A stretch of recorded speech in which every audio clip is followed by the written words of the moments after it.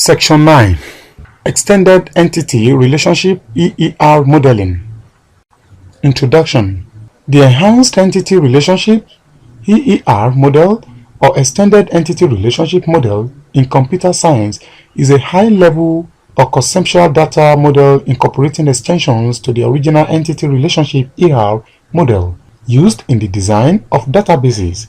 It was developed to reflect more precisely the properties and constraints that are found in more complex databases, such as in engineering design and manufacturing, CAD/CAM in bracket, telecommunications, complex software systems, and geographic information systems (GIS). In the previous two study sessions, you have learned how to use entity relationship diagrams (ERDs) to properly create a data model.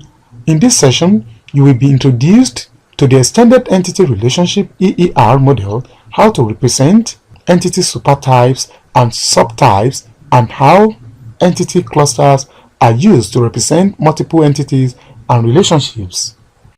Learning outcomes. At the end of this lesson, you should be able to 1. Explain the Extended Entity Relationship EER model. 2. Discuss how to represent entity supertypes and subtypes. 3. Explain how entity clusters are used to represent multiple entities and relationships. The Extended Entity Relationship Model. The Extended Entity Relationship EER model is a language for definition of structuring and functionality of database or information systems. It uses inductive development of structuring. Basic attributes are assigned to base data types. Complex attributes can be constructed by applying constructors such as tuple, list, or set constructors to attributes that have already been constructed. Entity types conceptualize structuring of things of reality through attributes. Cluster types allow the generalization or to combine types into singleton types. Relationship types associate types that have already been constructed into an association type. The types may be restricted by integrity constraint and by specification of identification of object then on the corresponding type. Typical integrity constraint of the Extended Entity Relationship model is participation, lookup, and general cardinality constraints. Entity, cluster, and relationship classes contain a nice set of objects then on these types. The types of an EER schema are typically depicted by an EER diagram. Figure 9.1 Additional concept in the ER. Specialization. This corresponds to the notion of subclasses and class inheritance. As represented by class hierarchies, specialization usually involves a superclass that is being specialized into subclasses. The relationship is connected by a specialization circle, which acts as symbol to show the specialization. The specialization circle is also referred to as a relationship. Generalization. This works in the opposite direction of specialization. By recognizing two or more entities that have common properties in the class hierarchy, generalization creates a common superclass for them. For example, the entities car and truck have similar properties and attributes, so they could be generalized into a superclass of automobile. A union, also known as a category, this is a collection of superclasses that act as a union between objects of different entity types. Instances of the subclass will inherit the attributes of only one of the superclasses. Superclasses, this is depending on the union that it belongs to. Entity supertypes and subtypes. An entity supertype. This is a generic entity type related to one or more entity subtypes. An entity supertype contains common characteristics. An entity subtype. This contains unique characteristics of each entity subtype. Consider the relational database table. Employees shown in figure 9.1. The nulls in some of the attributes are due to the fact that those attributes are not common to all employees but only to some particular types. This is a design flaw, and EER handles this with the entity supertype and subtype. Figure 9.2 Nulls created by unique attributes. Specialization hierarchy. EER model uses a specialization hierarchy which depicts an arrangement of higher level entity supertypes and lower level entity subtypes. Relationships described in terms of ISA relationships. Subtype exists only within context of supertype, and every subtype has only one supertype to which it is directly related. It is possible to have many levels of supertype/subtype relationships. An example of a supertype-subtype relationship is shown in Figure 9.2. Figure 9.3, a specialization hierarchy. A specialization hierarchy provides the means to support attribute inheritance. Define a special supertype attribute known as the subtype discriminator. Define disjoint, overlapping constraint, and complete partial constraints. All these concepts will be discussed in turn in the next subsections. Subtype discriminator. The subtype discriminator is an attribute in a supertype entity which determines to which entity subtype each supertype occurrence is related. The default comparison condition for subtype discriminator attribute is the equality comparison, although it may be based on other comparison conditions. Inheritance. Inheritance enables an entity subtype to inherit attributes and relationships of its supertype. All entity subtypes inherit their primary key attribute from their supertype.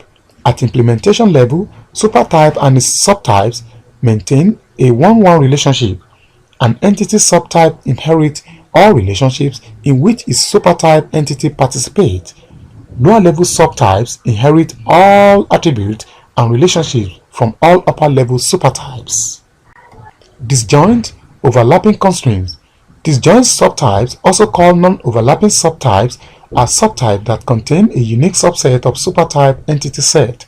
This is indicated in EERD by the letter O in a circle. Overlapping subtypes contain non-unique subset of supertype entity set. This is indicated by a letter D in a circle. Figure 9.3 shows an example of disjoint and overlapping subtypes. Completeness constraint. This constraint specifies whether an entity supertype occurrence must be a member of at least one subtype. Partial completeness, symbolized by a circle over a single line, indicates that some supertype occurrences are not members of any subtype. Total completeness, symbolized by a circle over a double line, indicates that every supertype occurrence must be member of at least one subtype. Type. Partial. Disjoint constraint. Supertype has optional subtypes. Subtype discriminator can be null. Subtype sets are unique. Overlapping constraint. Supertype has optional subtypes. Subtype discriminators can be null. Subtype sets are not unique. Type. Total. Disjoint constraint. Every supertype occurrence is a member of at least one subtype. Subtype discriminator cannot be null. Subtype sets are unique. Overlapping constraint. Every supertype occurrence is a member at least one subtype. Subtype discriminators cannot be null. Subtype sets are not unique. Specialization and generalization. Specialization identifies more specific entity subtypes from higher level entity supertype. Specialization is a top-down process based on grouping unique characteristics and relationships of the subtypes. Generalization identifies more generic entity supertypes from lower level entity subtypes. It is a bottom-up process based on grouping common characteristics and relationships of the subtypes. Entity clustering. Entity clustering involves using a virtual entity type called an entity cluster to represent multiple entities and relationships in ERD. It is considered virtual or abstract because it is not actually an entity in the final ERD. An entity cluster is a temporary entity used to represent multiple entities and relationships in order to simplify the ER and to enhance its readability. Key attributes and the various combined entities are no longer visible in an entity cluster and as such could pose a problem in identifying relationships. In order to eliminate these kinds of undesirable consequences, avoid displaying attributes when entity clusters are used to avoid having a cumbersome diagram. Cluster types allow the generalization or to combine types into singleton types. Relationship types associate types that have already been constructed into an association type. The types may be restricted by integrity constraints and by specification of identification of objects, then on the corresponding type. Typical integrity constraints of the extended entity relationship model are participation, lookup, and general cardinality constraints. Entity cluster and relationship classes contain a nice set of objects then on these types. Summary: as we conclude this study session 9, you are expected to have learned that 1. EER extends ER by adding more semantics to it in order to be able to define more complex relationships than the ER. 2. EER is represented graphically with the EERD. 3. An entity supertype is a generic entity type related to one or more entity subtypes. 4.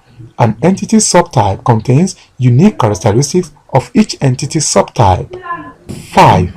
EER model uses a specialization hierarchy which depicts an arrangement of higher level entity supertypes and lower level entity subtypes.